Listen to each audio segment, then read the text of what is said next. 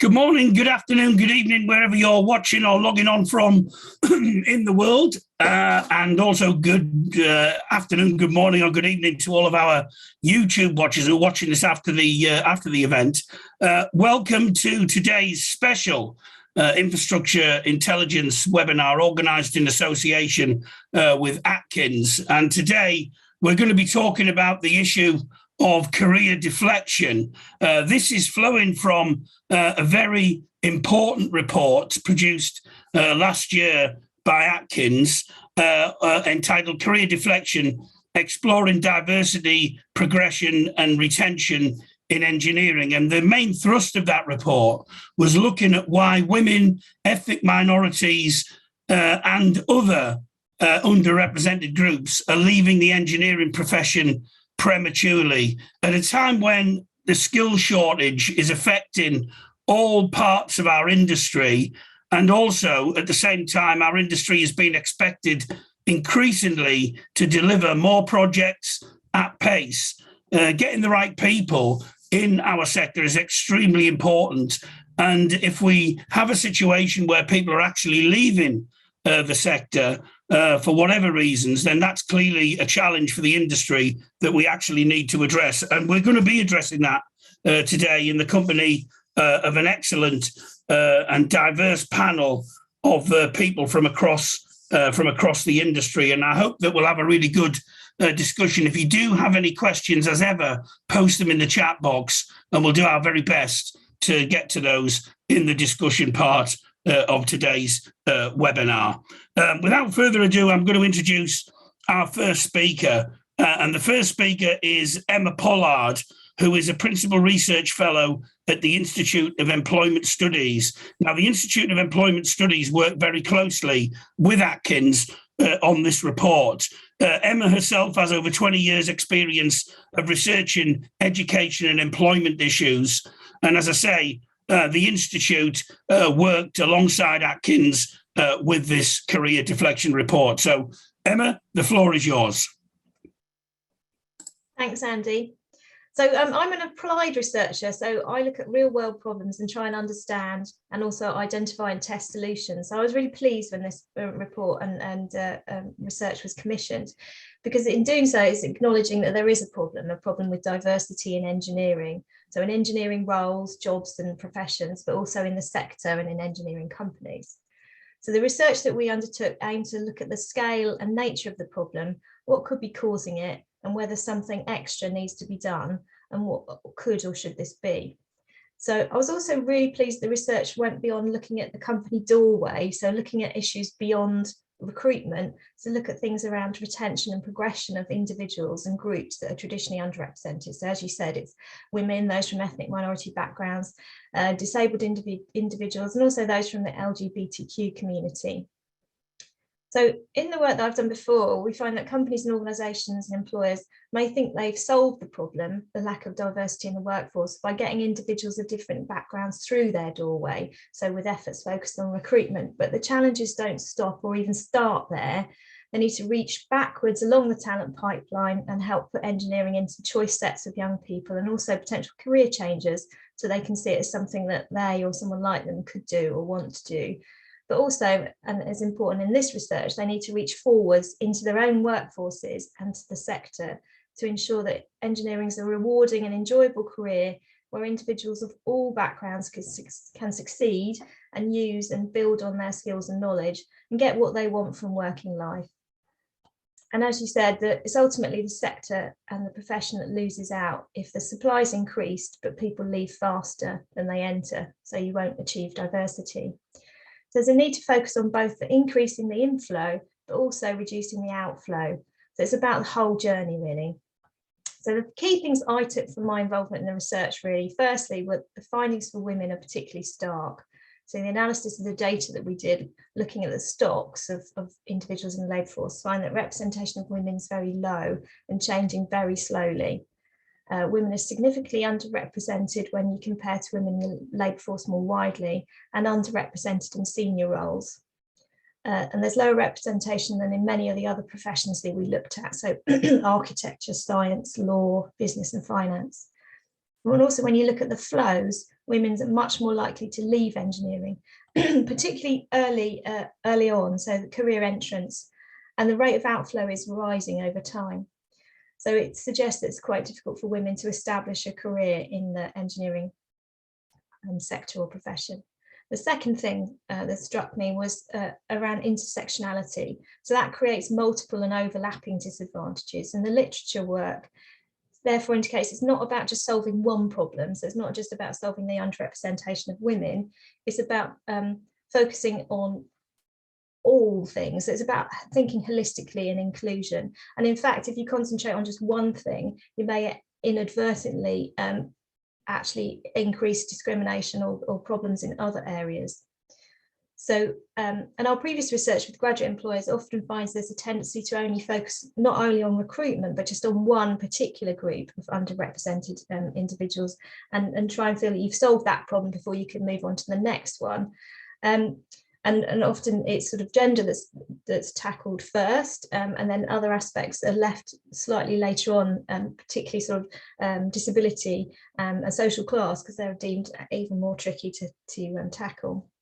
The third thing are that barriers to progression are numerous. So the literature across the different sectors we looked at, but in engineering and construction, indicates that there's lots of barriers. So there's not one thing that's causing this blockage, it's a whole range of different things, and they act together to cause problems.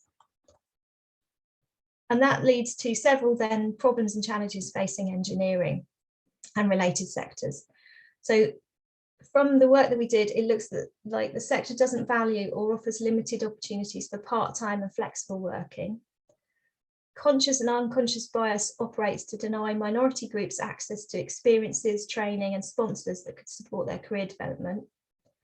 Individuals in the minority can feel isolated and marginalised, so they can lack confidence and belief in their potential to progress, and they're not able to engage fully in their work. And despite the existence of policies and practices and willingness to change, discrimination is still experienced, and the masculine workplace culture gets in the way. And finally, the sector lacks intelligence to help it move forward and ensure its efforts will make a difference. When we were looking, there was very little published or accessible research that focused on engineering, the profession or the sector, about what actually works in tackling progression and retention for underrepresented groups. There's lots of suggestions about what should happen, but little research about whether it makes a real and lasting difference. But I think that lack of research shouldn't stop action, but it just means that we should be working together to understand this more, to do more research, to share data and information, and to learn from each other, and not just look within our own sectors, but also look outside to see where we can identify good practice and how it can be translated into the engineering world.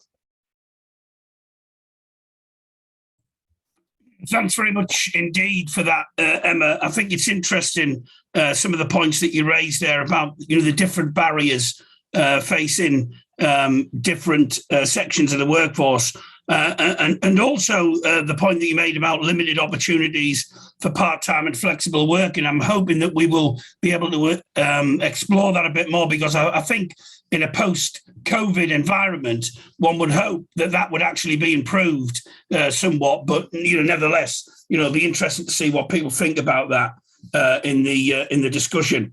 Thanks very much for that contribution. For now, our second speaker is Dara Jafari, who is a regional director at Faithful and Gould, a chartered surveyor.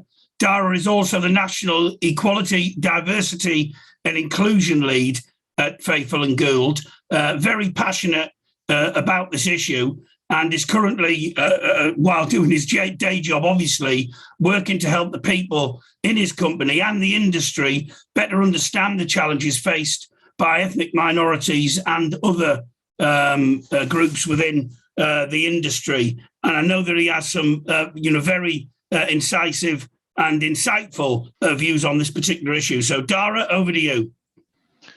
Thank you very much, Andy. What a lovely intro. Made me feel quite motivated. So thank you for that. That was really nice. And first of all, I just wanted to say that it's a huge honor for me to be sitting here with some great like-minded people, and to even be talking about this topic, I think is so progressive. And it's something that I wouldn't have even thought about doing, over 10 years ago when I first started my journey in construction. But, I want to kick off with just some of the more shocking statistics, obviously. So 55% of ethnic minorities leave their career in construction or infrastructure compared to 40% of white counterparts. Now, that 15% is actually a huge deal in an industry that's clearly struggled and struggling to attract ethnic minority talent, let alone retain it. And the shocking part to me is that over the years, I'd grown so accustomed to the lack of diversity that I'm almost surprised, in a good way, to see another ethnic minority person in a site meeting or a team meeting. But we have to remind ourselves that actually our building sites, consultancies, engineering firms, etc., are generally located in thriving multicultural communities and cities. So why are we not attracting all of this talent? Because it's out there, it's right, underneath us and on the floors that we're working on, etc., the buildings we're building. And I might caveat that over the past 3 years, I've started to see a huge shift, which is really awesome to see. But again, like a worrying stat for me, and I mean, Emma repeated it, saying that 2/3 of women leave the industry within a decade. And as Emma also said, that's a really stark statistic, especially when you start to think about intersectionality across underrepresented groups as well. And there's a part of me that really feels, in comparison to some industries like tech, media, science, art, etc., we still kind of have that boring image. And I say boring in speech marks, because not to say the work we do is boring, because it's not, but possibly our culture is. And we're all subconsciously, told to dress a certain formal way. And this is office dependent, obviously, nothing too colorful, nothing too out there. Probably that's still office banter if a man wears a pink shirt. I mean, all of these small things are little tiny things that feed into that macho type culture that's depicted within this report. And it's really not inclusive, that way of thinking and being. And as we return to offices, I'd love to see some companies out there really trying to break that reputation as well, that I think this report touches on, which is excellent. But people must look at our industry and think, that we can't express ourselves. So how could we be bringing our true authentic selves to work and feel comfortable about it and encourage others to feel comfortable about that as well? The majority of people don't leave companies because of pay, the type of work, or the location. They leave because they don't like the culture, or they feel like they don't have the support of people around them, i.e., feeling included.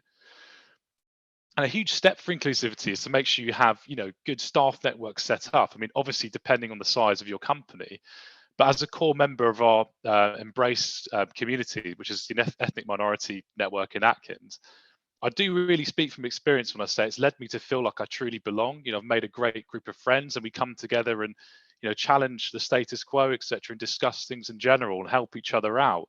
And that's really, really important. But I think more importantly, if we're saying we've got an issue with women and ethnic minorities leaving the industry, we really, really need to ask them, and we need to ask them more, don't we?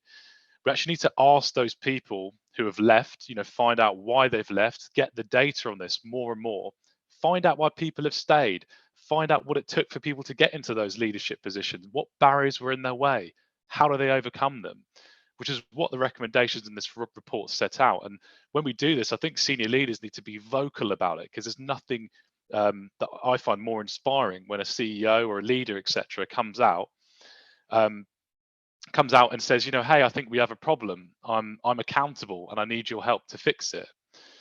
We've taken that a step further and, actually done some ethnic minority roundtables, and I led some of my own in Faithful and Gould, and, nearly 80 people in total participated across our sort of business leads, and asking those questions, like what it was like growing up as an ethnic minority, what it was like in the industry, who your role models are, what it's like in our company, and what things can we do to change it, gave us so much data and insight. But what's important is that our leadership teams are actually saying, this is really important. I need you to keep doing this kind of work. Because having that understanding that we've had different upbringings, probably view the world in a different way, and we have different experiences at work, is when you can really start to break those barriers down. And I really want to challenge our industry to do the same. So as I begin to close, I think, fundamentally, it's time we do things differently from the start. We need to challenge the way we identify talent and help bring them up through the ranks, et cetera, et cetera. And if I'm honest, I'd love to see the industry push to identify more role models from underrepresented groups and women too, and for those people to be encouraged to come forward. And it's why I'll always come forward to do webinars like this and talks, because I want ethnic minorities to see me and the people on this call. Okay, you can become a role model in the industry. And growing up, I'd never thought I'd be a role model to others, but I'm embracing it now. So I'm hopeful this report is the catalyst for that. Thanks very much, Dara. And it's interesting, again, you speak there about culture in organisations. And one of the report's key recommendations was having an increasing focus on the culture, on a diverse culture and an inclusive corporate character. Easy to say, but how do we actually achieve that? And I think some of the things that you mentioned there in terms of, what you might just think is, I hate the word, but banter, and stuff like that can actually have a real effect, a negative effect on people as well. And I think sometimes, it's all right saying, well, we need to think personally about what we're doing, but how do we create that culture that can stop that happening, or at least challenge it happening, so that people will think before they actually speak. Again, I think that's something that we can discuss in the Q&A session. But thanks very much, Dara, for now. Our next speaker is Lara Potter. Lara is the director of the Workforce for the Future at Arcadis. She's also chair of the Association for Consultancy and Engineering's Future Skills Group. The Workforce for the Future programme at Arcadis is intimately involved in looking at and trying to build greater understanding of the skills and capabilities and culture needed to make the most of digital and technology, but also what we need as an industry going forward in order to do the things that we need to do. Lara, over to you. Thanks so much, Andy, and thanks for inviting me along today, and that lovely introduction as well. And I just want to say well done to Atkins and their partners for such a definitive report on this really, really important issue. Of course, I have a few thoughts and reflections, and I guess my focus on my reflections will be around workplace culture, exactly as you've just pointed out, Andy. So I'm actually going to start from the beginning. I started my career as an engineer in the built environment sector with a very supportive male boss in an environment where there were very few women. I think there were probably less than 10%. I've worked for most of my career in environmental consultancy, which is an area where women are represented around 30 to 40% of the workforce. For the last few years, so I've moved into a slightly different role. I've led our strategic workforce planning across Arcadis, which is about a 4,000 strong business, engineering and consultancy business in the UK. And from that vantage point, the observation that I make is that although I can pick out a sort of common corporate culture, what we have is the culture of engineering teams or design teams, project management teams, commercial teams, the culture of different sectors, perhaps rail versus property versus water and utilities, are all pretty different. They all have their own norms, their own ways of working. Some of these norms are more welcoming and inclusive, and some, quite frankly, are less welcoming and less able to hear the alternative voice. I see this reflected also in my work with the Construction Leadership Council and in my role on the board with the Association of Consultancy and Engineering. And there is a thread of common culture which runs across the sector. But I think we also need to understand that there are these differences in different parts of the sector. The reason why I'm bringing this up is I often wonder whether the complexity and fragmentation and that adversarial nature of the sector is perhaps an underlying cause to some of these subcultures which have developed over the years. The sector includes many different professions.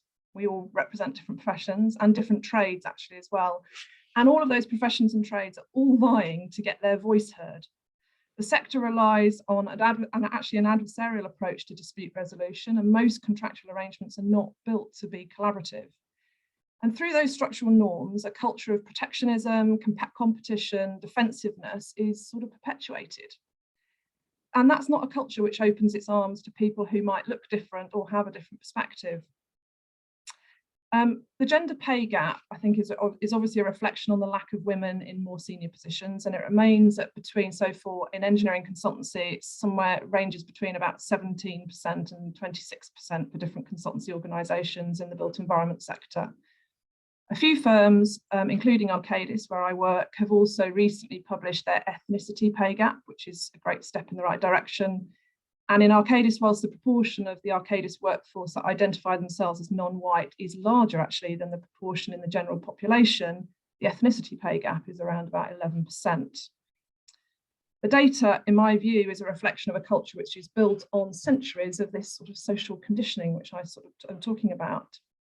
And despite now 4 years of gender pay gap reporting and reports like this amazing career deflection report, I have the sense that this issue is still not at the top of the agenda for most senior leaders in this industry. Reporting the data, in my view, has already become normalised. We find this report and we all go, yeah, well, we know that that's happening. What we've learned during the pandemic is a strong employee value proposition reduces attrition and increases attraction. And there's a war for talent. We need to be fishing in a bigger pond, and we need to recognise that we're competing with organisations we've not considered, perhaps we've not considered in the past. But as we know, there's no silver bullet. The bums on seats procurement models, which we commonly encounter, don't encourage a wider definition of talent. And generally, collective outcomes are not rewarded. But our clients, this is the interesting thing, our clients and wider society are demanding improved outcomes from our sector. And to achieve that, we need more diverse teams. So in my view, it's a win-win situation, but it needs a concerted effort from the top and across all organisations and all departments. So in my view, we actually have a massive opportunity. We need to reorientate the sector to deliver solutions which more clearly deliver on environmental and social value. We need to get around the carbon agenda and the opportunity that digital transformation offers. And that won't come from doing the same thing in the same way, with the same people, and without the diversity that we're calling for. So as you said, as they say, what you measure gets done, and I massively welcome this career deflection report and the leadership that Atkins have shown in bringing this data to the attention of the sector. Thanks, Andy. Thanks very much indeed, Emma, for that. And I think a very important point that you finished on there, that we can't just continue doing things in the same way or with the same people. There has to be change. And I think that's, really important as well. It's easy to talk about change in all aspects of life, but it's actually making it happen that's the key thing. And hopefully that's what we're going to discuss in a little bit more detail in the discussion and with our three remaining. The first of which is Amos Simbo. Amos is a director of Fit Out Specialists Winway Consultants, and he's also the founder of Black Professionals in Construction. The BPIC network is a built environment network working with industry organisations, doing some fantastic work to improve ethnic minority representation as well as retention in the industry. If you're not aware of Black Professionals in Construction, Google them. They'll be the first thing that comes up, and do support their work and get involved in their work as well. I'm really interested, as always, to hear what Amos has got to say. And the floor is yours, Amos. Over to you. Yeah, no, thank you. And it's really good to be here and seeing everyone and the work that we're doing. I think, from the report that's come out, it's quite clear that as an industry, we're quite important to society, and the work that we do, is really, really integrated into people's day-to-day lives. How people live, and I think earlier on we're talking about engineers, how they're portrayed, and all this different tasks to do. But we're also building communities. We're building houses, we're building cities, roads, etc., etc. We're right at the center of how things work and how society works, essentially. And I think construction can be a bit deceiving. We're essentially, community building industry. That's really what we are, and because of that, we probably, should be one of the industries that attracts everyone to it and gives everyone space. And if you really think about it, just step back a little bit. And imagine if we're building our communities together, how much that could be, also galvanizing, and having everyone's actual voice, using our industry as a way of solving all sorts of different other societal problems. By getting people to talk and being there, you actually unearth a lot of other things or issues that perhaps have been needing research or et cetera, just having people to table, I should actually learn how people live their lives, what, simple things that could, that could be implemented to further improve people's lives. But at the moment, most of the work that we do is perhaps, sort of cascades down from the top. So people just end up building what they've been given. It might be, for example, developers that, have come up with a really nice looking building, in somewhere, and it's all just about investment, etc. But actually, it's actually impacting people's real lives, on the ground, and we all live in a real world, where we're facing the same issues. So, bringing that in, bringing everyone to the table, bringing Afro minorities, bringing women, and actually making an industry that at the moment is monopolized by, I guess, bad things that make people want to leave the industry and not want to stay. And always asking, because people leave the industry, but the ones that stay, is asking those people to say, why do you stay? And people say, okay, I stayed because of this. Like, well, why don't you provide that same situation to somebody else? Because you stayed for what, 20, 30, 40 years. Let's say you're male, and it's an environment you feel comfortable. So, I stayed because all my friends are here and I get on with everyone, etc. So why don't you create a similar environment for someone, see it from someone's perspective? And if you're seeing someone, let's say, come in the office, why not make them feel the same way that people have made you feel and made you stay? So, having talent coming in but instantly leaving is such a flawed approach, to how we see things, because people are instantly leaving in most cases when you look at it, in a bigger picture, and they're not having the actual time. They're not being given the opportunity to stay. And for me, for example, I can only talk for myself. There's businesses that I've stayed in, and there's businesses before that I haven't stayed in, and the distinction has been quite clear in terms of, it's mostly to do with how I felt. Really, it wasn't to do with money, it wasn't to do with the actual job, I guess. It was to do with how I felt being there, and we all feel. So it's, all these things, I think it's good that we're discussing them now a lot more frequently as well.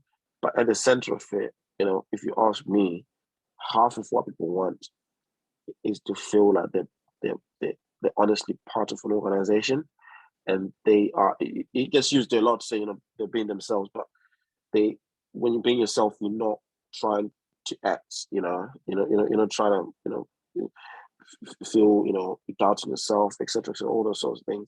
So I think it's quite an important conversation. And working across the industry, I'll probably say I've spoken to hundreds of people, personally, and the thing that comes up is how people actually feel. That's it. We can do so much research about it, but it comes down to that simple task. And at times, I think we tend to want to look for a really complicated answer, like a really complicated maths equation that will say this is unlucky, but really it's really simple and it's right in our face. So really happy here, and I'm discussing this with you guys.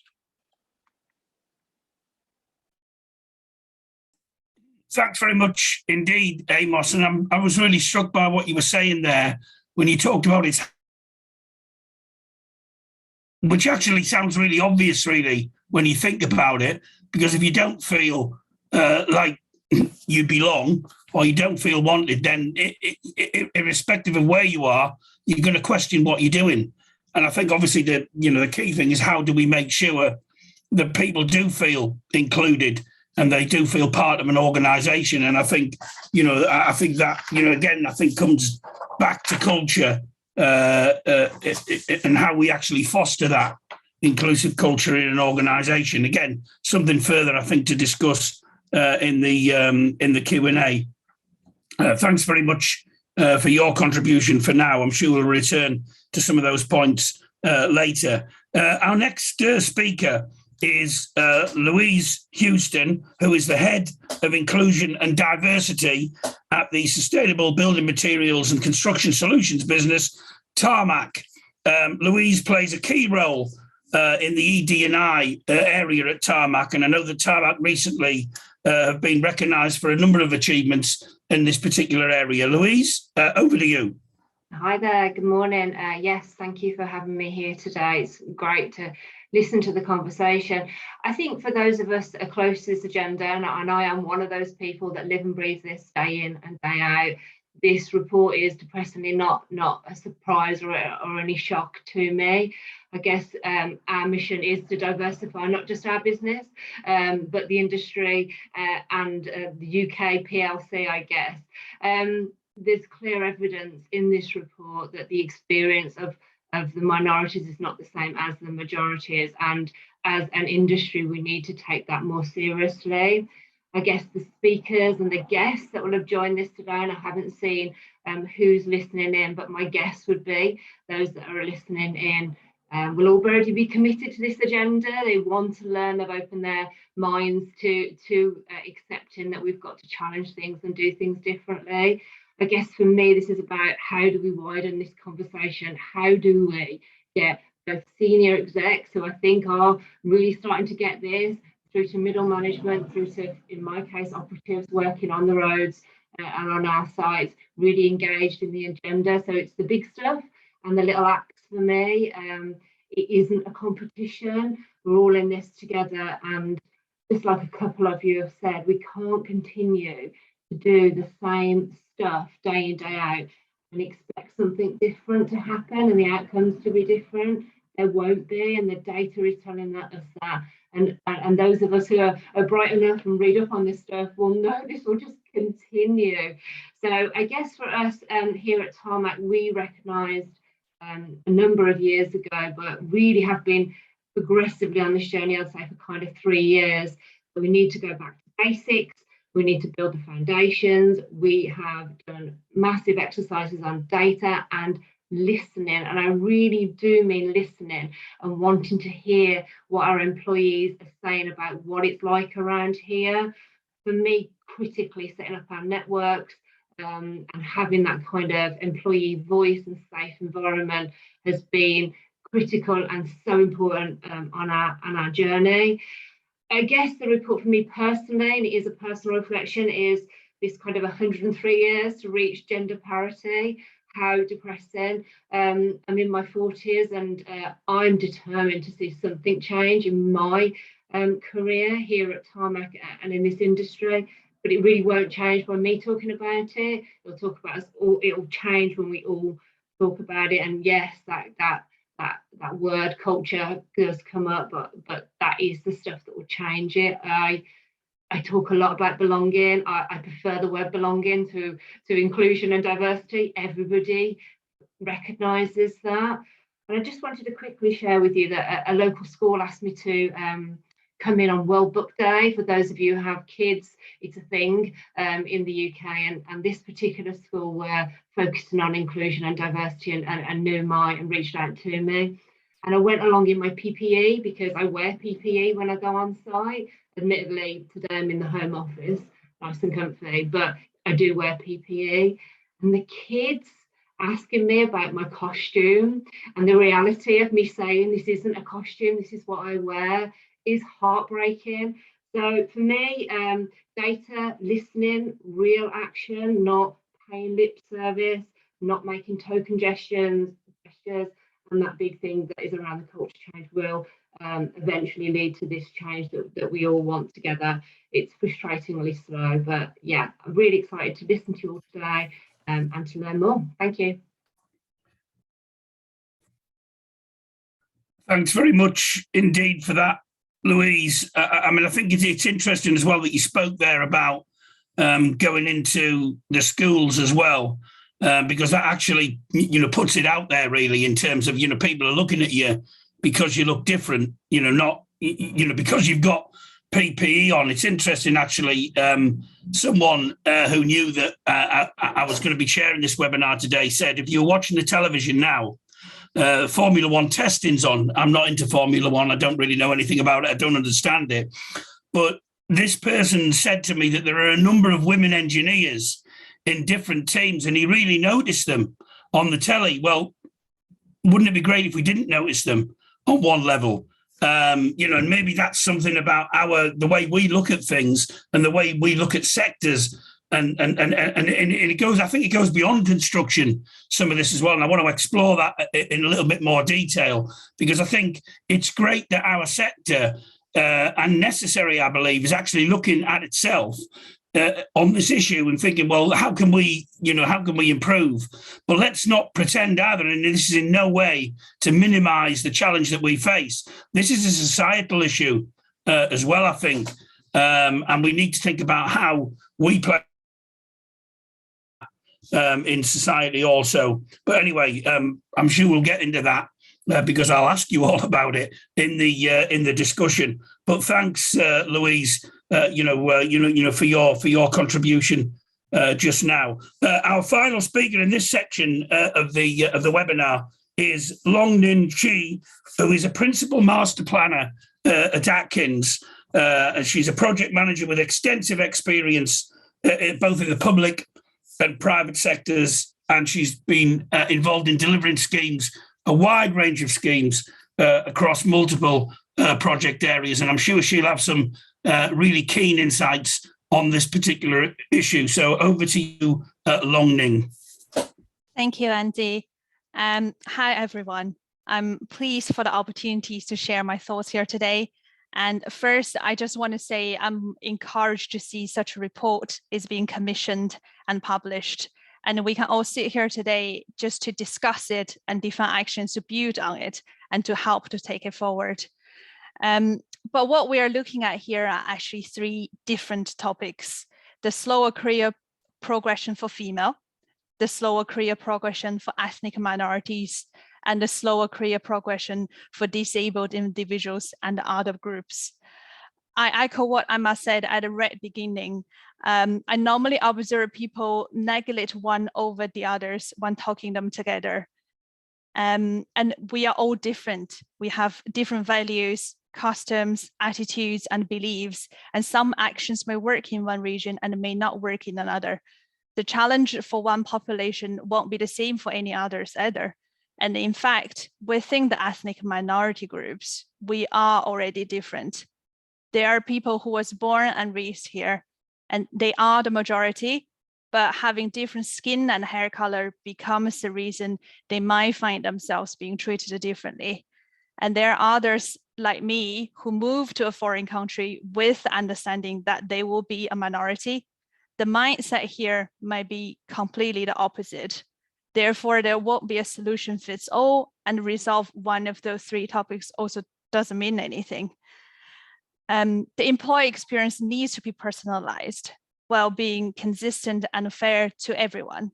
And this requires us all being culturally intelligent and being open-minded, recognize the limitations and inherence for individuals, and aware and appreciate the fact that because we're different, our behavior, thoughts, working approach, and social interactions will not be the same.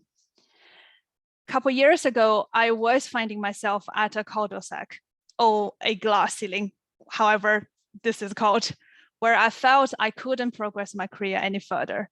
I was considering a career break to study another degree, and perhaps as a stepping stone for a career change, which is a beginning of a career deflection. I didn't know what else I could do back then to grow faster, and found myself repeatedly working on similar tasks. I think a lack of clarity on formal guidelines and promotion on promotion and career progression opportunities could result career deflection, and this affects everyone, not just limited to female, ethnic minorities or other groups. But in addition, for these groups, we might have concerns on biases of gender, race, or other personal reasons on top of all other factors. And during that period, I have decided to try something different. I found several programs Atkins introduced, such as mentioned earlier, the roundtable discussion, and then such as reverse mentoring, Thrive training to support ethnic minority groups. And through those events, I have largely expanded my network within the business, like with like-minded colleagues, and also established a mentorship. I found by simply knowing more people in the business gave me a lot more confidence, especially for some big organization like Atkins. And if I'm looking back now, and for anyone who is listening and at a similar place as where I was, I'd say there's more than one way to progress your career. And look around you, but not only straight ahead of you.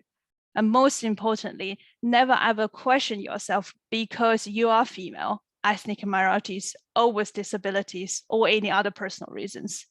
If we are already denying ourselves, then we're just getting one step away from what we are trying to achieve today. Alongside the initiative we can take as individuals, I would still urge to see many actions suggested in this report and in today's discussions being taken forward. A good line management or other equivalent support system in place is a key to create a psychological safe working environment. This has been mentioned many times in the speakers today. When I was trying to expand my network, I was encouraged and introduced to many people by my line manager, which made me very comfortable and confident to take a step further to increase my zone of influence. Especially for someone in their early careers, line managers is the beginning of their network and might have impact on their perceptions to the company and to the industry. I'd suggest a continuous trainings for line managers, including cross-cultural management training to help to build the trust with the team and make equitable decisions regarding the process control, such as pay, promotion, performance measurement, and work assignment to avoid unconscious bias and shortcuts. I've also often found it's different stories to experience when I talk to senior leadership in the business and junior staff on the same topic. Somehow some key messages are missed during the delivery through the different levels of management. And to avoid this, I would encourage companies to ensure the process of updating the ED&I policies are audited and visible, and providing regular updates to these actions being undertaken will also help to build this trust and reassure the progress. That's all from me. Thank you. Looking forward to the questions. Thanks very much indeed, Longden, for that. And interestingly, you spoke during your contribution about, excuse me, the importance of leadership. And I noticed it's on in the chat. Has said that people, and I think we've all heard this adage before, people don't leave companies, they leave managers, which is an interesting one, particularly if you're a manager as well. So, I think it's worth, just reflecting on that particular issue. I want to get to some of the questions now, and I want to start with one in particular that I hinted at earlier on. In the when I was talking and at the start of the webinar, we know that this issue of ED&I, of career deflection, of diversity has been a big issue for our industry for many years. And I'm slightly being devil's advocate here, but not totally. Is this also, though, as I said earlier, just a societal issue? And if it's addressed in society generally, the problems and the challenges that the industry have might actually recede. Is it helpful to look at it in those terms, or maybe is that actually sort of burying our head in the sand, perhaps?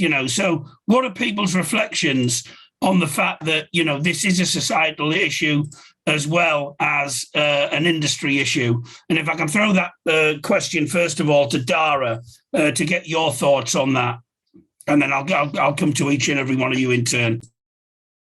Thanks, Andy. Yeah, so Yeah, as you were talking, I straight away was casting my mind back to like 2.5 years ago, maybe, when our own sort of government came out with a report saying that institutionalized racism like didn't exist.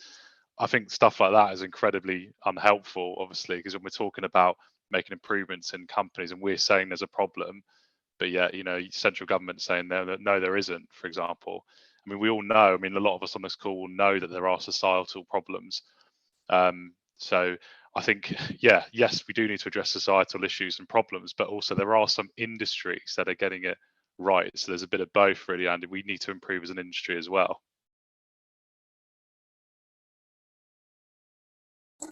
Yeah, thanks for that. And I think that it's really important about the industries that are getting it right as well, because I think we need to learn from those industries also, I think, going forward. I just want to turn to Amos for his views on this. The issue of it being a societal issue, not only an industry issue. No, it is obviously, but like we always in the industry, also the society, because there is no society company that we all congregate in, you know, and have always changes. Like, because you ask football, and football say, "Oh, it's a societal issue." You ask companies to say, "Oh, it's a societal issue." You ask government, they say, "Just it's a company, it's a society issue." Like, where is this society? Like, the society is obviously where we are right now. And you know, the company said, "This is it. This is a society. Like, in our company, that's the society that we live in." So each industry in each company has got to do its own bit. There is no remote society that's just out there and is being addressed, I don't know, by somebody else, because everyone is passing the buck, you know, because just because they don't want to deal with simple issues. They don't want to just include people. Like a simple thing like that, to say just make people feel comfortable and pay them the same. They don't want to deal with it.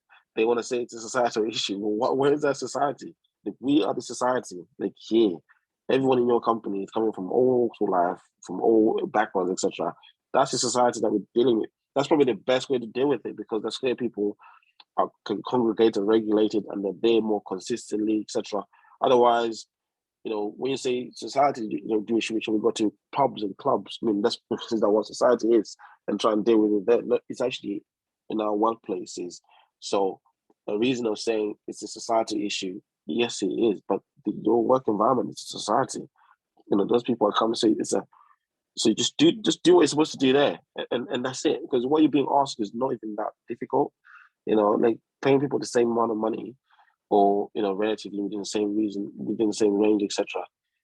is nothing. You know, that is complicated. It's like a flick of a button. People just don't want to do it. You know, and we've had to put up with so much of these things for so many years, just because someone is giving another excuse of why not. So yeah, it's a societal issue, but I would say the workplace is a society, and all this using that as a way of not doing it is just you know, someone dropping their shoulder, really. Thanks very much, Amos. Louise, what's your view on this? Yeah, I couldn't agree more, and I could talk for a whole hour on this subject. But for me, this is about us all taking personal responsibility. Absolutely go back to the, you know, no excuses. We need leaders, and leaders don't mean top of organisation. It's what we do in the workplace, what we also do in the football stadium or down the local pub or in the local park. When you hear a racist, sexist, homophobic joke, regardless whether you're at work and you raise a flag or you call it out to your neighbour or a family member, that is what changes culture, and that is what changes society. So let's not hide behind the excuse of we're waiting for business or waiting for society. We are society. So that'd be my angle on that. Yeah, and I think the point that Amos raised, you know, is absolutely spot on. You know, where does society exist? It doesn't exist in a vacuum. It actually is all around us, and that includes in the workplace as well. Lara, what's your view on this? I mean, do you ever detect that? I mean, does that sort of stray into almost complacency? Do you ever hear that as a sort of, not as an excuse, but as something that people say, well, of course, it's not only our industry, it's society? So there are so many things that spring to mind. I mean, I completely agree. So, you know, our industry is part of society and vice versa. And of course, the two go together. there are just a sort of few things that sort of spring to mind. If you Google civil engineer at the moment in the UK, you get, the first 10 images, 9 of them will be men, probably 9 of them will be white. There's an expectation effect as well in society, which is being perpetuated.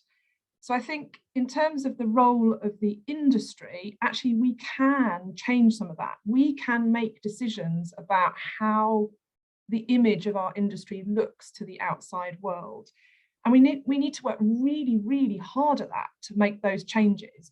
Social media now, if you Google, if you go on to Twitter or LinkedIn, actually there is a lot which sort of shines a mirror back on what the societal expectations already are. So that's my first thing, that we as an industry have a responsibility. So yes, there is an individual responsibility, but actually there's a leadership responsibility to sort of take a bigger step forward in order to sort of change that narrative. And I do also sense that there's this sort of, in the UK, there is a sort of, again, it's the expectation effect that actually we'll never have more than 10% female engineers, because that's the number of women that want to do it. Well, we know that in several countries we have 30 or 40% of engineers. In Latvia, in Bulgaria, in Cyprus, there are other ways that this industry develops. And I think, again, it's about our industry and leading from the top about what that could look like, and being very clear in our narrative and the way that we look. There's one other thing that I just wanted to say. If you go back 20 years or so, the tech industry was called the IT industry, and it was not considered to be cool or interesting to go and join at that stage. It completely rebranded itself as a sort of cool, progressive industry, and talent retention and attraction has completely changed in that industry. I do wonder whether we have something to learn. It's not the same environment. We have something to learn about how do we project ourselves as an industry, and not only to people that might join in the future, but also to the people that are already in the industry, and how do we orientate, how do we feel delighted about the projects that we do. To Amos's point, we are delivering for society. So how do we orientate to the things that really deliver for the society that we work in?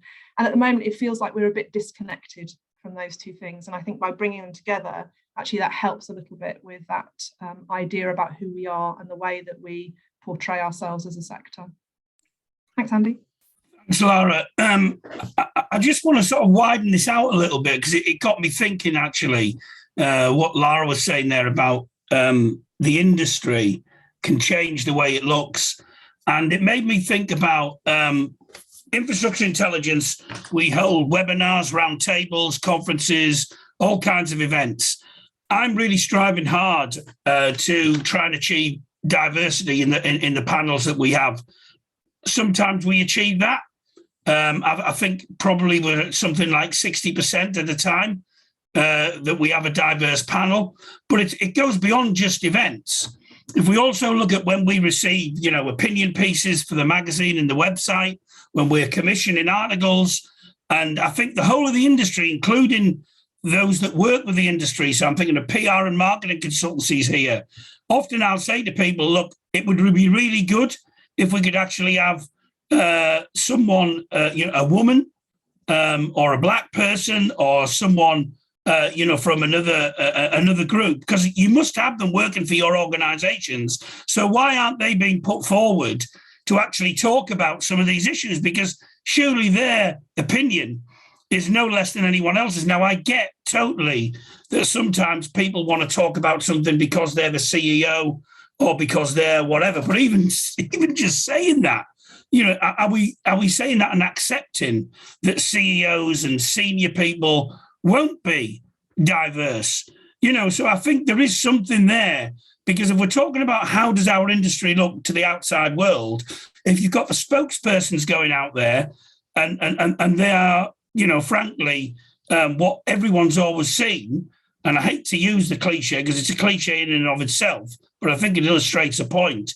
Often, white, too often male, I'm not necessarily going to get into the class issue because we haven't discussed that, but as someone who was brought up on a council estate in the northeast of England, I think there is a class issue as well, but I'm not going to get onto that because we'll be here all night.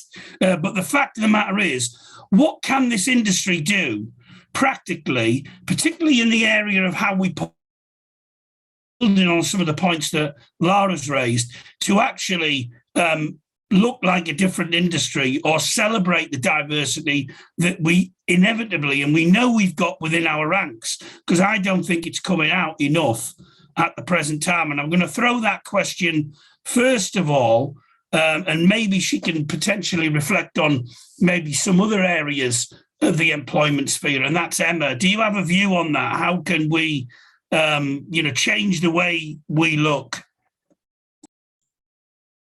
Yeah, I think it's really important. Thanks, Andy. I think it's really important to think about all the ways that the industry has that reach and influence, and to consider what is being seen out there and who's seeing it, and to consider, to understand those sort of messages and images. I think there are various things that sort of come to mind as well in terms of the issues around this. So there's the sort of danger of tokenism and sort of putting people up to say, they're the sort of person, and they, from the representation of that group, and therefore they speak for that group and they solve the problem for that group. So that's one thing to be careful of. But then I think there's also is making sure that people from the different groups, their voices and opinions are heard, and they do have that ability and that platform and that way to get across their experiences and their viewpoints, and to act as sort of role models, and also to ensure that those individuals, when talking about the problems and the solutions, can be involved in developing the solutions, rather than something is put forward to try and increase diversity, but actually it's done without any consultation or involvement of the people that are facing particular challenges or issues. So there are the various things that sort of come to mind.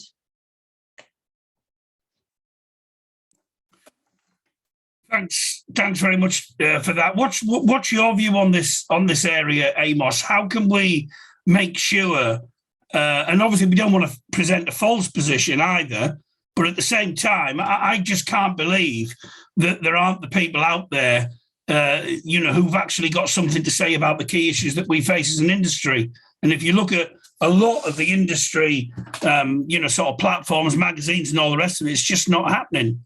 What's your view? How can we do something about that positively?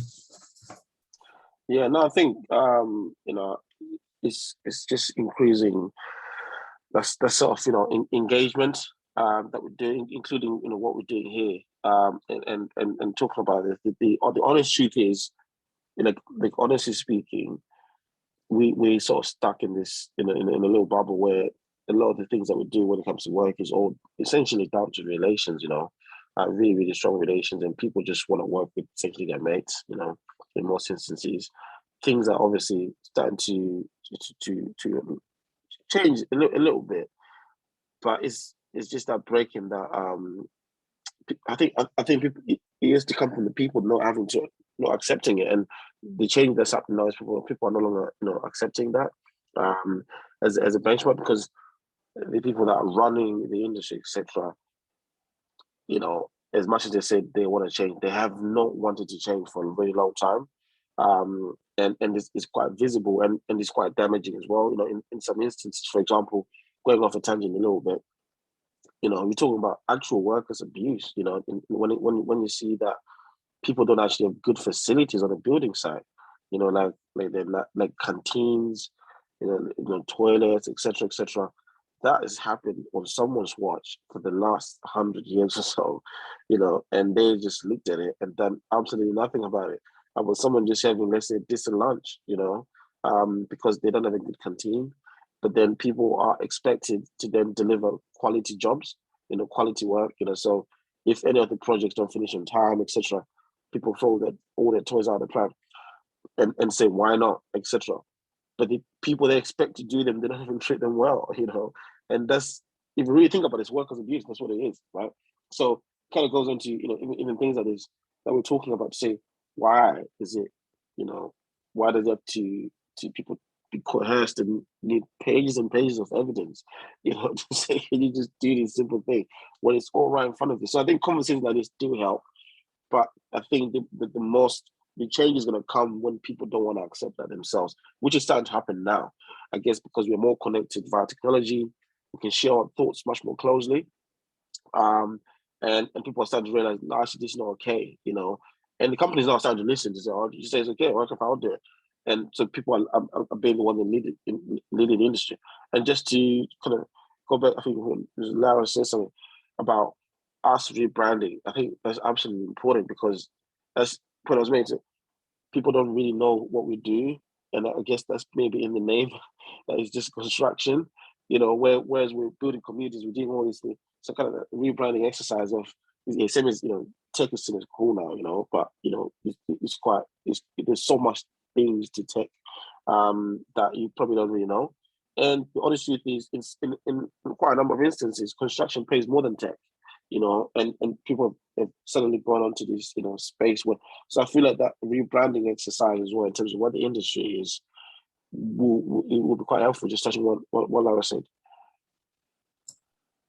Thanks, Amos. Dara, what's your view on this? How can we make sure that we see more diverse voices, on the one hand, being used to actually promote not just the industry, but individual organizations as well? Because I have to be frank, I'm not totally seeing that at the moment in our industry. Yeah, no, absolutely, Andy. And I think this is a really, really good question, actually. And it's something that, you know, Longman, I don't know if you remember, we discussed this briefly on Wednesday, funny enough. So it'd be interesting to know what you think after this. But we were having this exact conversation, and I was saying that, you know, we want to be able to bring people forward without that view of tokenism, for example. For example, I know if I got asked to write a report saying, you know, or write an article about being like a project manager because I'm an ethnic minority, that would be, I wouldn't like, you know, that to be the reason why it was done. But if there's the acknowledgement that, you know, doing this is going to, you know, help your career, you're going to be given time to do it, etc., you'll be seen as a role model on those kind of things. That's what you need to emphasize and push for people to get involved in that, because nobody wants to be seen as, you know, being recognized for something other than their work. It's not a nice feeling. And on the flip side of that as well, Andy, like every time within the ED&I space, I think the stigma around, you know, if you're involved in ED&I, then you're, you know, soft, or you're too in touch with your emotions. And these are things that I've faced and been challenged. You know, people said to me, and that stigma needs to go as well, because for many of us, like, we were taught and raised, and even, you know, the women on the call here, not just ethnic minorities, but to keep your head down and don't get noticed, don't be like too difficult, because of, you know, generational issues from how our parents taught us. So to then suddenly step out your comfort zone and challenge the status quo is like a difficult thing to do. And you have to feel safe to do it and feel like your company genuinely wants you to do that and you're comfortable doing it. Thanks, Dara. Long Nin, I've got to bring you in on this now because Dara said I had to. So what's your view on this? I think I just want to expand a little bit on the role models that everyone has discussed. I think as we are all aware, there's a shortage of female and minority role models in the senior management at the companies. I think that is both inside and outside the industry. So if you think about a building, you would come up with famous architects, but for the constructions and engineers and everyone behind it, where I think there's this, as mentioned earlier, yes, there's some rebranding we need to do for the industry to put the talents forward to outside our industry and let everyone see what the brilliant job we have been doing.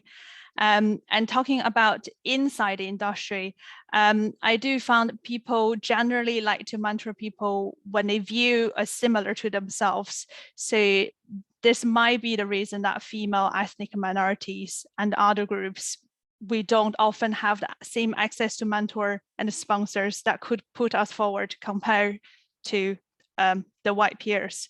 And I think, how could we get past that? I would talk from my own personal point of view that we need to think about how strategic we build our own network from the beginning of our career, and how to find mentors and sponsors in the senior leadership, but also have the lateral level to find peers who could give you honest feedback.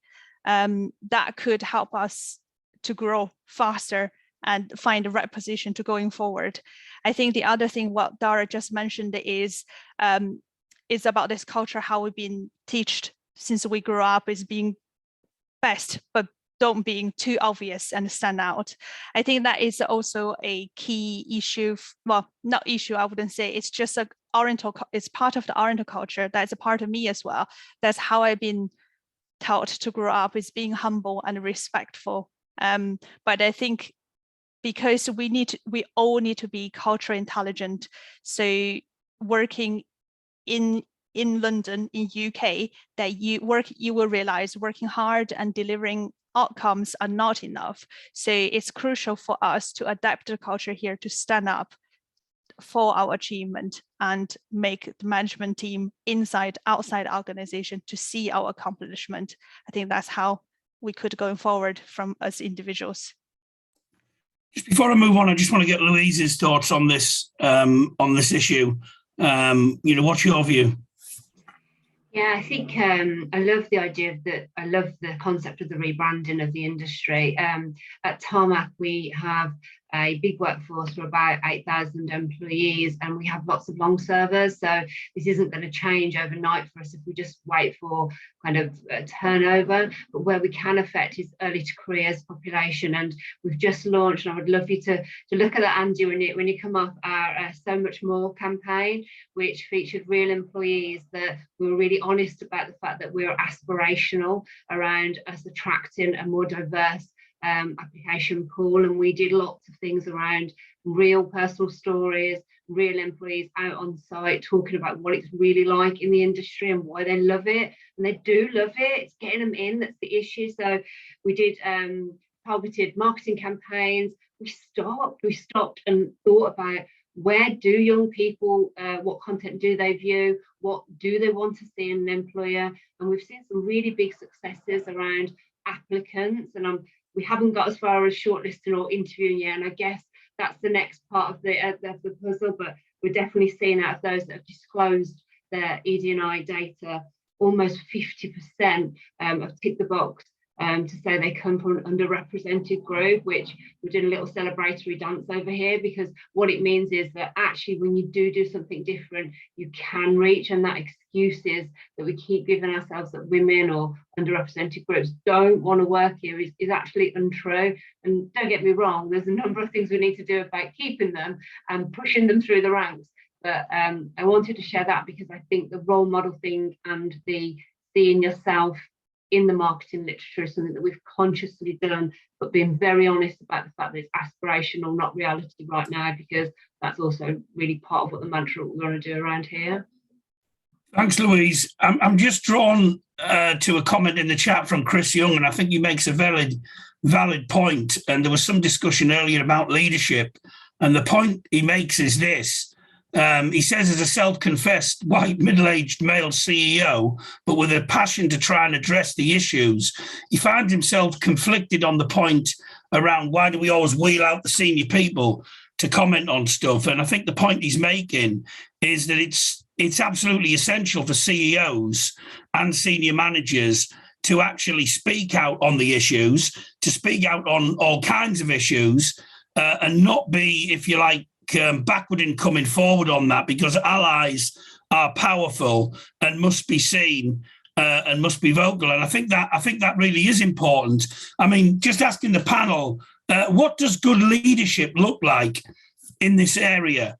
And I want to start that one with Lara. Oh gosh, great question. In my view, great leadership is empowering others to tell their stories and building your own understanding. And I think there is something different to being an ally and with a progressive mindset and having the lived experience yourself. And I think some of perhaps the best initiatives that we've done in Arcadis is where those people that have the lived experience are given, in a safe way, are given the floor, and others can learn from their experiences. So I think I think it's a short answer, actually. It's enabling a much more diverse group of people to be able to tell their stories, give them a safe space to be able to tell their stories, and allow the wider organisation, the wider sector, to be able to learn from those. Thanks, Andy. Thanks, Lara. Amos, what do you looks like in this area? I think real action is actually doing it. People want to see results. I think everyone gets the point.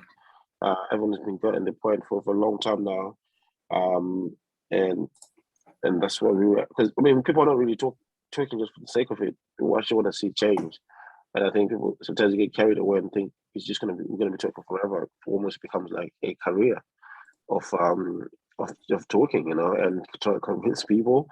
But people actually want to see real change. How about in a company actually say this is what we've done? Look how things are changing.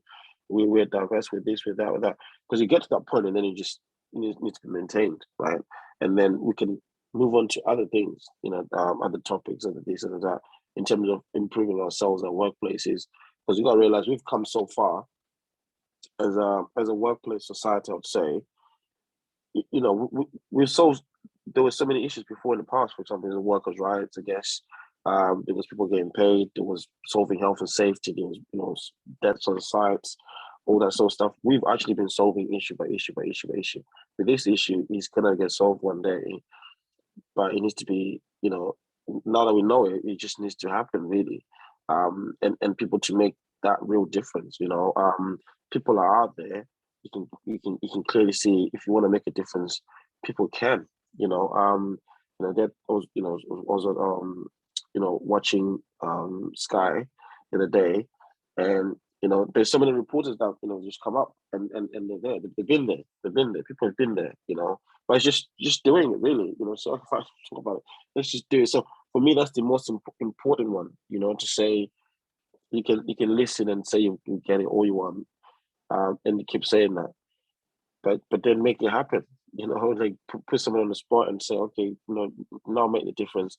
There's nothing drastic that's going to happen. Your business is not, really going to, drastically change and go down, only because the people in most instances that are doing it, it's not like it's rocket science. Some of the stuff that's happening to be a project manager, etc., etc. Obviously, there's risk that you got to mitigate, but in most instances, people can adapt and grow in a role.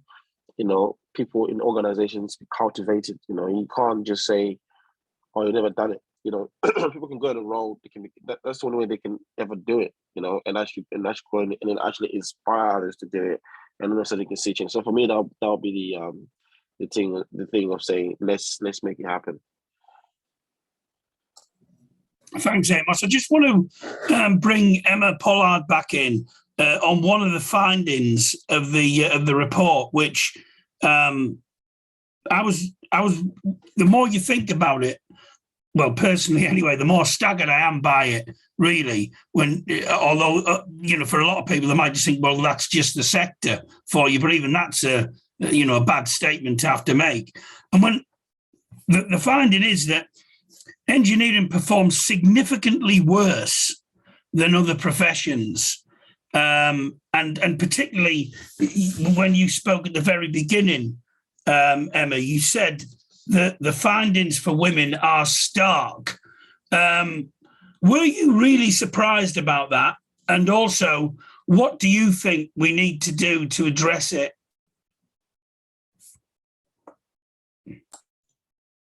I suppose from a personal perspective, I probably wasn't completely shocked. I'm surrounded by engineers in my family, and they're all men. I have quite a large family, and all the women do lots of different things, but none of them are engineering, and none of them work in construction. So from a personal perspective, I was just thinking, yes, that's reflecting what I see around me. But I think I didn't realize it was so stark, I think. And as Louise was saying, when we did the Royal We here, some of my colleagues who were working on the data side did the calculations in terms of on our current rate of progress, when will we achieve that parity? And it's 100 years, and it just feels incredible. So it just definitely feels like something definitely needs to change. We can't just keep going on this same pathway. So I think that was what struck me in terms of the findings around women, and obviously we were looking at all other groups as well, and it's difficult with the data because the data is very limiting in terms of where you can go and what you can look at, and some of the issues we're talking about sort of the intersectionality as well is just really difficult with the data. So I think with the data that the companies here and on this call have, there's so much more we could do to really try and understand where these issues are and the size of the issues. And I think, as you were saying, in relation to other professions, so we were looking at professions that we could kind of provide a benchmark in a way. So we looked at science, which has problems, and it wasn't as bad. We looked at law, and they're doing quite well. We looked at architecture. They were doing not so good on some aspects, but really well on other aspects. And we looked at business and finance, who are doing really well as well. So I think there are other sectors that we can look to and learn from. Yeah, thanks, Emma. Just before I ask a final round of questions, I just want to say something about what you were just talking about there. Those learning lessons from other sectors, I think, is really important. I think you mentioned a number of them there. I think Amos touched on one as well, and that was the media. I've been particularly struck, and it's clear that proactive steps are being taken, particularly by the media industry, and it's not uniform. I know this, but you can't help but notice there is more diversity on. So, I mean, I for my sins, I watch a lot of sport. And some of the talking heads on there are more diverse than they used to be. I mean, they even have people from Middlesbrough on there, So I'm from Middlesbrough, by the way, so I'm telling something against myself there. But I'm not saying there isn't a long way to go, but actually, I think the steps have clearly been taken. And I'm also, another thing I just wanted to mention is I agree that quotas aren't the way to go, but if you actually look in some sections of life, particularly politics, where quotas have been used to such an extent where they don't need to be used anymore. I'm thinking particularly here in some of the main political parties where they had all women shortlists and so on and so forth, and now they can't do that anymore because actually they've reached a parity position within certain of the political parties. So I think that's worth thinking about as well from the point of view of how do we present ourselves again as an industry. But I just want to finish off with this, with this question. Other sectors have, I think, improved the position, other professions, and I think it's interesting that law was mentioned because I've certainly noticed that it's sometimes easier to get people to write stuff for us, to come and speak from the legal sector, and it's more difficult in our sector. So are there any particular sectors that you think we can learn lessons from that we should do, but also what one thing, and I know it's more than one thing, but what do you think we can do to start making a difference right now? And I'm going to start off with Dara first. Yeah, thanks, Andy. I think for me, just from the limited experience I have of some other sectors, I'd say definitely the tech industry. I mean, Laura, you touched on it, the way they transformed themselves in the last 15 years or something, I think is really admirable. And, why can't we do that with construction? Why can't, all the big companies in the construction industry come together and, and in the engineering sector and say, we need to make a change? Because, with those industries, they literally pride themselves on having different ways of working, and the fact that people are, the differences between people is what makes their firms so great. The fact that they've all come from different walks of life and have a different outlook on life. Why do we not have that same thinking in engineering and construction? I think that's the one thing for me that would make a huge factor. And we need everybody to feel safe about doing that, really, about being themselves and expressing themselves. So, yeah. Thanks, Dara. Amos, your view on this.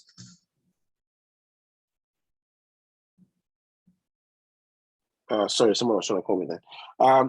Just to touch on what you were saying in terms of quotas and etc. In the business world that we live in, everything else is measured, but except when it comes to this topic, no one wants to measure it. And it becomes some sort of awkward conversation. You know, it was people got speed cameras on the road, you know, because we all don't want to die, but some people want to drive faster than they should be.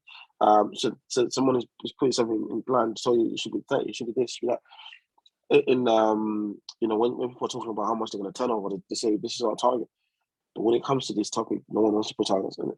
But it should be measured. It should be some way to actually see what's going on. You know, in whichever way words you want to put it. But come to answer your question, and in terms of the industry, I think the media industry, you know, the likes of Netflix, etc., have done a good job because, you know, just looking at, you know, watching shows that are representative now, it's like that's all I ever wanted. Like I didn't want anything more. I just wanted to see shows that can represent. I wasn't asking for anything else. And everybody wins. We're happy as the consumers, and you can create your show and I guess create opportunities for, you know, for diverse actors to actually get.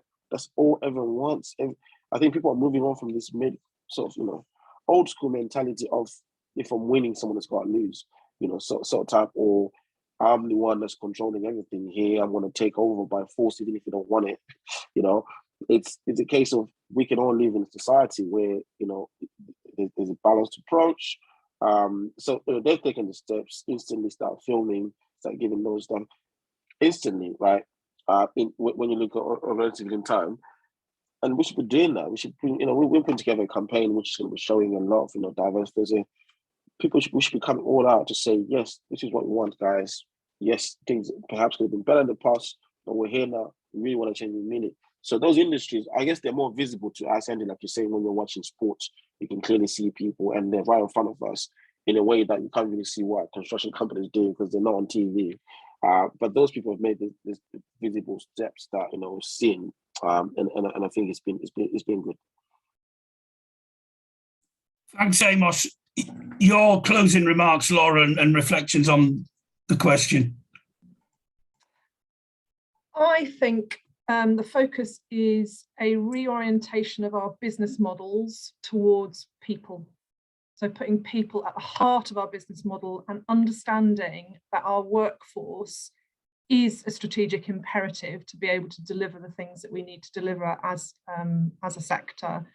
And a key enabler to that actually is building understanding. And there's a very specific thing, which is improving our storytelling. And that's at an individual level and at an organisational level and at a sector level as well. Thanks, Andy. Thanks very much, Lara. Emma, closing remarks from you. I think it's interesting, isn't it, when you think about other sectors and how they've changed and why they've changed, because I think there's a want to change and there's a force to change. And I think from some sectors, a force to change because of external scrutiny and often customer power. So I think media has changed, particularly the sort of broadcast media has changed from customer power, wanting to see them represented on screen and also behind the screen. But you also have the Me Too movement that came out from that area as well. So that shows that there's still a lot of change that's needed. So I think there's that sort of internal drive to change and want to change, and then that outside force to make you change. So I think the culmination of those two things are important, but wouldn't it be nice if it was that desire to change, that it was coming from within, that we want to make this better rather than we have to make this better. And I think in terms of what can we do right now, I think for women, I think it's thinking about, and as you said right at the beginning, with this change that we've had forced upon us through the pandemic, it's shaking things up. So you know, we should be looking at alternative working practices and flexible working, because that will be a big change. And I think it's about trying to not think about the barriers and reasons why we can't do that, and think about how we can actually solve that and make that a workable model for the industry, for the sector. Thanks, Emma. Louise, your views on this one, you know, areas where we might be able to learn and really things that we need to do.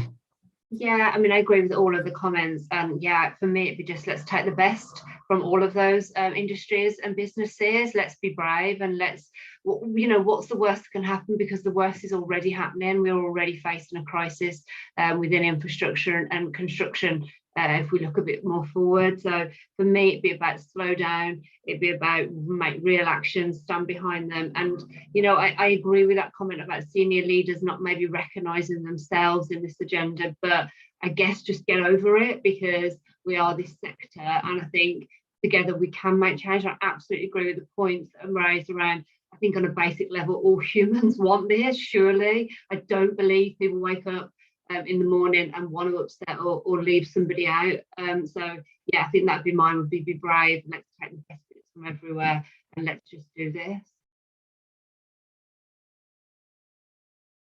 Thanks, Louise. And last but certainly not least, Long Ninh, your final thoughts. I think every industry needs to change at some level, and we should all learn from each other, try to push this action forward. And I'm sure for engineer and the construction industry, there are other business looking at us. We being here today to discuss is a great achievement that we should all look forward to the next step. I think the key thing to going forward is to build the trust within your team, within your organizations, and then effective communication is a key to build trust. And this is how we communication across distance and communicate between different roles and identities. And especially now it's important because we're working in a hybrid working environment. There's less personal touch to a day-to-day job. And I think the other thing I want to point is, I think from my personal view, I think ED&I should be more considered like a journey rather than a product with a guaranteed result. I think we should expect we won't arrive this endpoint anytime soon, and it's something we continue to work on as the world is developing. And this journey, there should not be framed with a destination, but we keep working together to adapt to the changing environment.